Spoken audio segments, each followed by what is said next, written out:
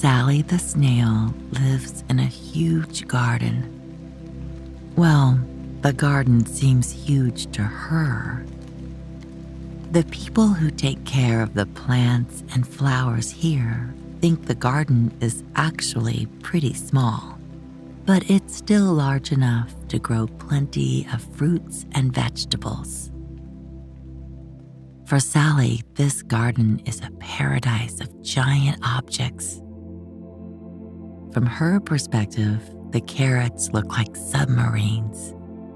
The heads of lettuce are as big as buildings, and the lemons seem as high up in the sky as the sun. She is a tiny snail with light brown skin and black speckles. Her shell is multicolored and changes from light brown to black to deep orange. The shell is shaped like a perfect swirl, and the colors get darker as they get closer to the middle of it. Sally lives in an old tree stump on the outskirts of the garden. The stump is warm and humid, just the way snails like it.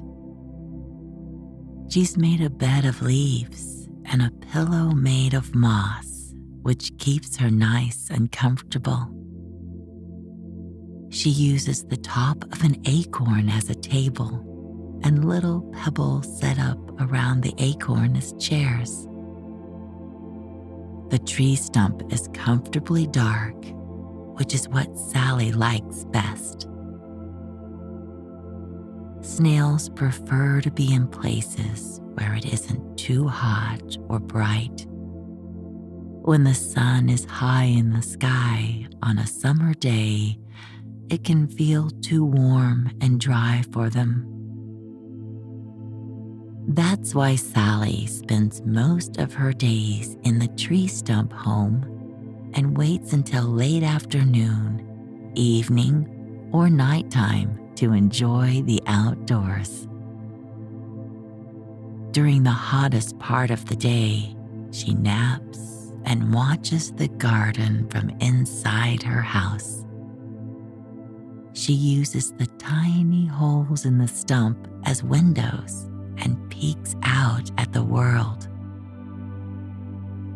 The garden is owned by a nice family. Sometimes Sally watches them from her stump. She likes to see the mother, father, and 2 children having fun together. On sunny days, Sally can often hear the family outside enjoying the nice weather. The kids play soccer. Each time one of them kicks the ball, Sally can hear it bounce off their feet. The boom sounds quite loud to her and makes her feel glad to be safe at home inside her tree stump. She wishes that she could go out and play with the kids, but she knows that she is just too small. Still, she imagines what it would be like to play soccer. She would use her tail to kick the ball. It would be fun to push it into the goal and hear everyone cheering for her. While the kids play, the parents take care of the garden. They pull out the weeds and trim the bushes. Sally appreciates it when they weed the garden. It makes it much easier for her to move around without having to worry about getting tangled in all the vines. She also likes it when they turn the sprinkler on. She enjoys watching the droplets of water slide down the sides of the plants and form puddles below the stems. Sometimes, when the light is just right, the water droplets make a rainbow in the air.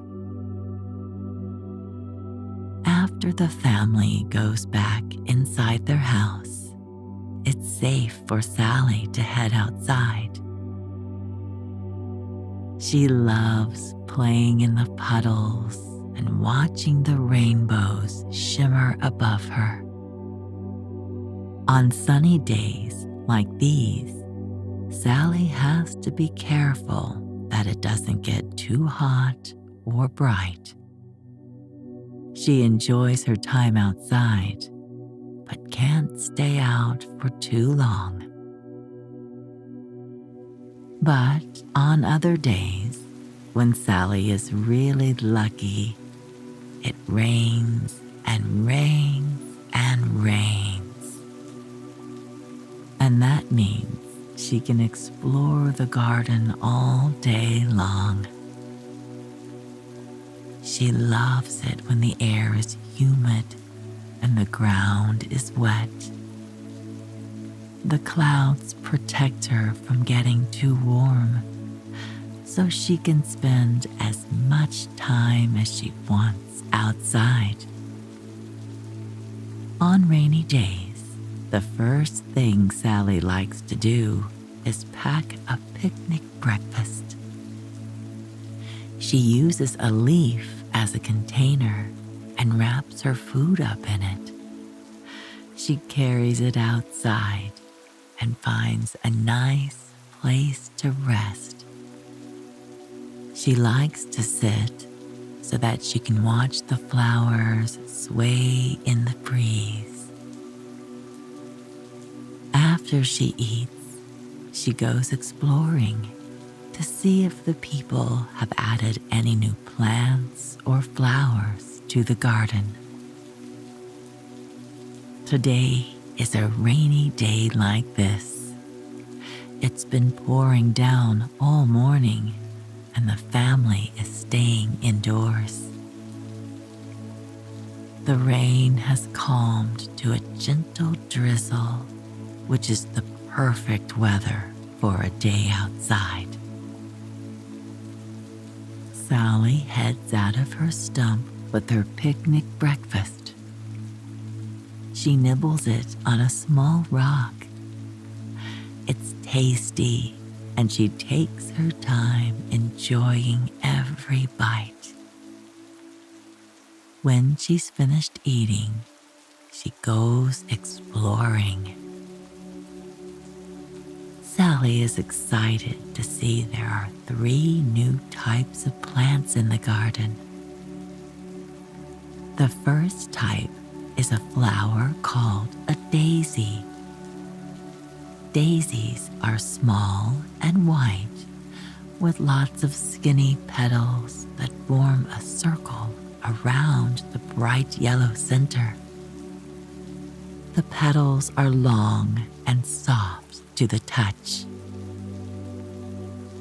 One of the daisies curves down toward the ground, so Sally moves closer to get a better look. She notices a soft buzzing sound and realizes that the pollen in the center of the daisy has attracted a bumblebee. Sally likes to listen to the bees buzzing as they visit the flowers. Their gentle noises provide a kind of background music for Sally's exploration. The second type of new plant that she sees is a sunflower. Several of them are growing in a straight line. Sunflowers are tall and have big yellow petals around a brown and black center. The stems are thick and light green and are slightly fuzzy to the touch. These flowers can grow up to be 10 feet tall. This is big, even compared to a human. But to Sally, these flowers are enormous. When she gazes up at them, she feels like she's looking at a skyscraper. Sally wonders what it would be like to climb up the long stem and onto the petals. She would love to look out over the garden from that high up and see her home from a new perspective. She imagines how small her little tree stump would look. She wouldn't even be able to see her tiny windows that she uses to watch the garden. The third new flower Sally finds today is a bright red rose. There are a bunch of them growing on a bush. Sally knows the mother of the family likes to take care of roses. She's already seen ones that are yellow, orange, and pink. But this is the first red rose bush she's found. The roses are not fully grown yet. Sally tries to get a good look at them because she's curious about the buds, or tiny, unopened flowers. The buds are at the top of the stems. Their petals are tightly packed together in the shape of an upside-down raindrop. The stems are dark green and covered in tiny, prickly thorns. These thorns protect the plant from animals that would like to eat it. This helps the rose bush to grow big and strong. Sally is sure to stay away from the thorns to protect herself, but she likes to look at the roses from a safe distance. Sally is having a wonderful afternoon exploring all of the new flowers. But moving through the whole garden takes a lot of time for a snail. By the time she's done, she feels herself getting hungry again. So she begins to search for something yummy to eat. Sally's favorite food is strawberries. She knows the strawberry plants are in the corner of the garden, so that's where she goes first. She's thankful for the clouds and the light drizzle. It's the perfect weather for a snail. As she slides across the ground, she leaves a slight indentation in the dirt, so it's easy to see where she came from. If the raindrops fell any harder, they would cover up her little trail. But for now, the rain is nice and soft, just the way Sally likes it. As she gets closer to the strawberries, Sally grows more and more excited. Through the many green leaves of all the different types of plants, she can see a hint of the shiny red fruit in the distance. When she arrives at the strawberry plant, she hunts for the perfect one to eat. She chooses one that's low to the ground and bright red. She reaches her head up and takes a bite of the juicy fruit. She eats a few bites of the strawberry before she is full. All of this exploring and snacking has made Sally tired, so she begins the trek back towards her tree stump home. She leaves the strawberry patch and moves through the tangle of green leaves and stems before reaching the roses. She makes a wide loop around them to avoid the thorns, but is sure to pause and appreciate the beauty of the flowers. Then she makes her way toward the sunflowers and is once again amazed by their height. Finally, she passes the daisies and stops to listen to the bees buzz for just a moment before starting the final leg of the journey back to home. Once she reaches her tree stump, she slips inside. Sally is relieved to be home. She loves her cozy room and the comfort of her own space. It's warm and dry inside.